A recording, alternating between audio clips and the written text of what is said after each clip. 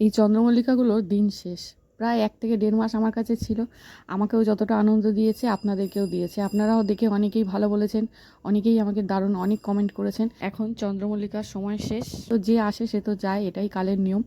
তো এরও কিন্তু কালারগুলো ফেড হয়ে গেছে। আমাকে কিন্তু আগের বছরের জন্য যদি আমি রাখতে চাই তাহলে কিন্তু আমাকে একদম গোড়ার থেকে ছোট ছোট করে কেটে ফেলতে হবে। তো আমাকে একজন কমেন্ট করেছিল যে কিভাবে এই চারাগুলো রাখবো। তো দেখো আমি দেখিয়ে দিচ্ছি, একদম নিচে থেকে এইভাবে কেটে দেবে। একদম নিচে থেকে কেটে দিলেই কিন্তু দেখবে যে গোড়ার থেকে আবার ছোট ছোট এরকম চারা বের হচ্ছে। এগুলোকেই কিন্তু একদম রোদ জল বৃষ্টি সব থেকে কিন্তু সাবধানে রাখতে হবে।